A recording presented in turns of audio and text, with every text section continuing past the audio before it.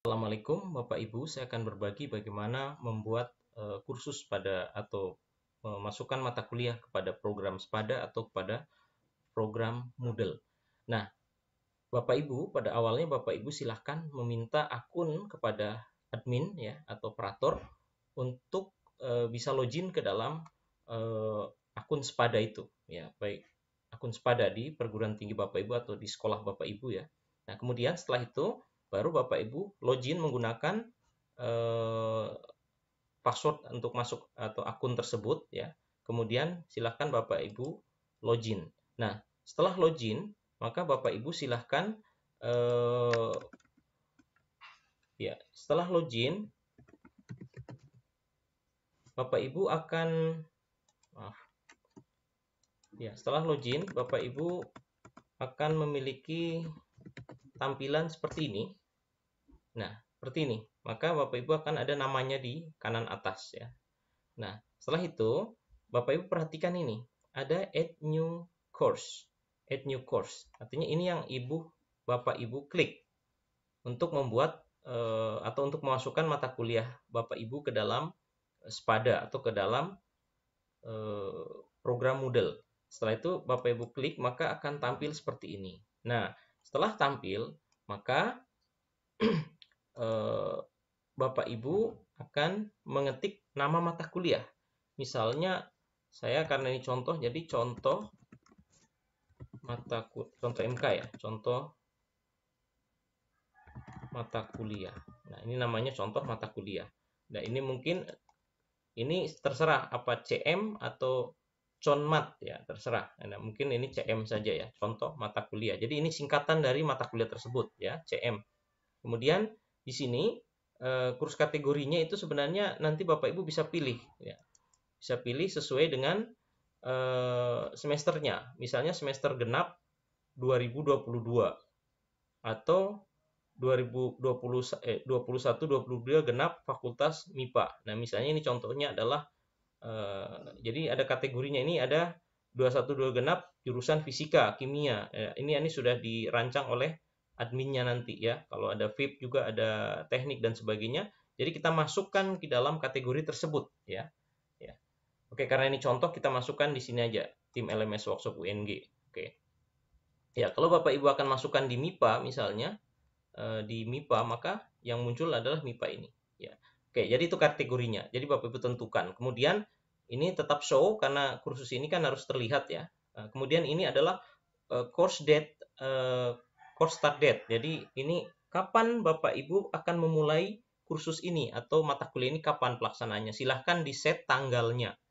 Berakhirnya kapan ya. Kalau memang nggak istilahnya tidak akan berakhir ya, misalnya ini akan digunakan terus, maka tidak usah diaktifkan ini ya. Tapi mulainya saja yang diaktifkan, mulai kapan ya, mulai kapan. Nah, ini tidak usah diaktifkan. Ini nggak ngaruh juga ya. Tapi kalau ini diaktifkan, maka setelah itu sudah nggak bisa lagi orang masuk ke dalam kursus Bapak Ibu itu nggak bisa lagi. Makanya nggak usah diaktifkan. Tapi kalau mau diaktifkan juga silahkan ya. Kemudian course ID number itu biasanya terkait dengan nama apa namanya identitas kursus ya, biasanya isi saja bisa menggunakan kode mata kuliah ya. Nah, ini course summary bisa juga diletakkan. Kalau nanti diletakkan akan muncul di depan tampilan ya, di depan tampilan. Jadi kalau orang melihat kursus ini Bapak Ibu dia tahu oh mata kuliah ini berisi tentang apa gitu. Nah, misalnya ini contohnya ini mata kuliahnya berisi tentang cara membuat mata kuliah. Jadi bisa kita deskripsikan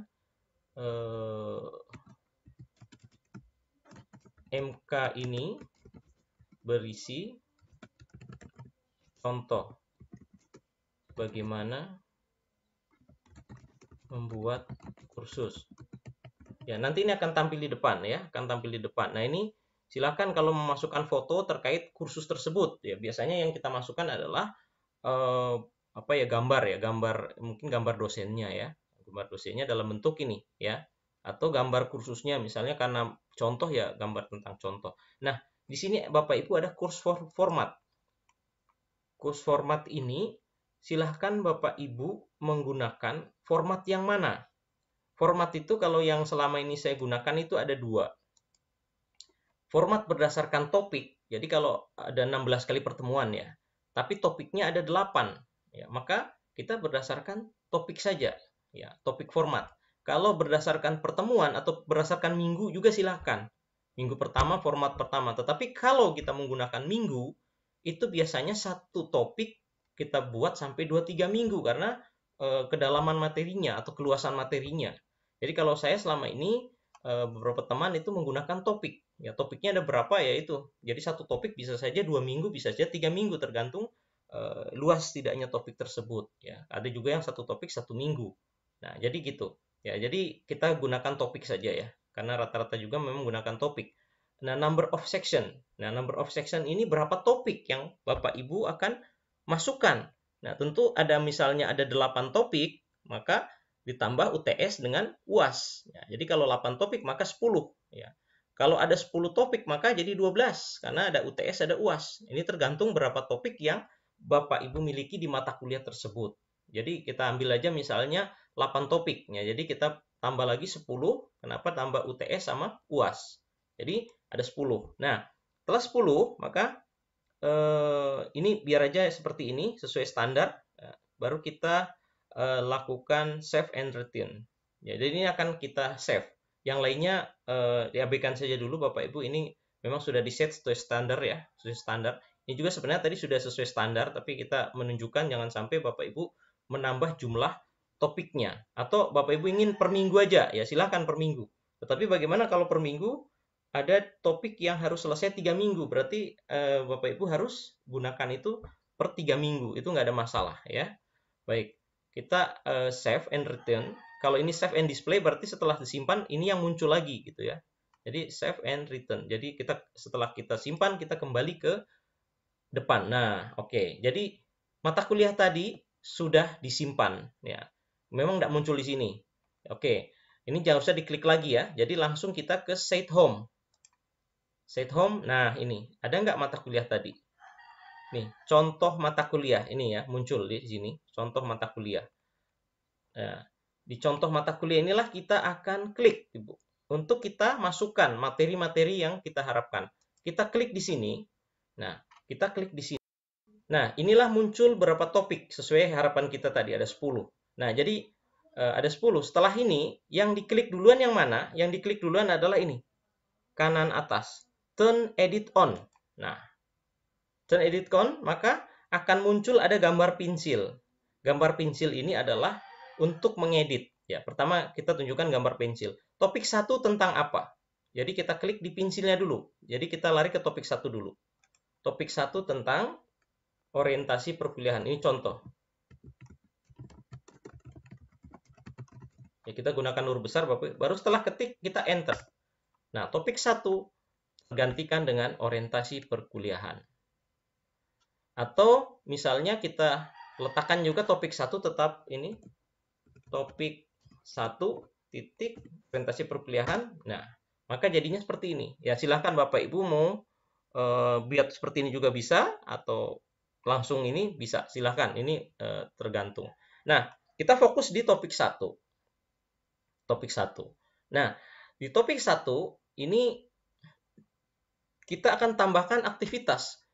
Kalau kita lihat di dalam RPS, topik 1 itu apa yang dilakukan. Itulah yang akan kita letakkan isi dari topik 1 itu. Misalnya di topik 1 itu akan menjelaskan tentang RPS. Berarti yang pertama kita masukkan RPS-nya. Oke, kita akan masukkan RPS. Kita klik activity.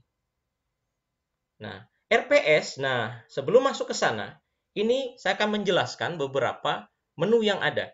Jadi ini semua tidak kita gunakan semua Bapak Ibu ya. Yang kita gunakan adalah sesuai dengan kebutuhan. Ini untuk tugas ya. Ini daftar hadir. Ya. Kita lewati saja yang lain karena tidak bisa. Ini file. Nah, RPS masuknya di file. Kalau di tugas berarti yang di sini. Kalau daftar hadir ini, RPS masuknya di file, Bapak Ibu. Ada juga folder. Tapi ini biasa folder jarang digunakan. Ada beberapa file di folder. Ya, ini filenya. Berarti RPS nanti di sini ya. Nah, kalau tugas tentu di sini tadi. Setelah file ada folder, silahkan kalau menggunakan folder juga bisa. Itu tidak beda jauh dengan file caranya. Ini forum, ini untuk diskusi ya, diskusi pakai chat.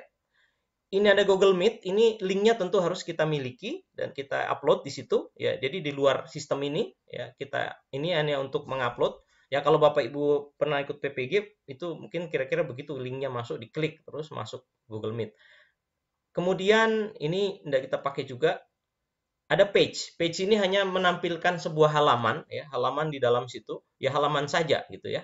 Halaman apa di dalam itu. Kemudian ada quiz. Nah, ini quiz itu untuk UTS, untuk quiz sendiri, untuk UAS ya.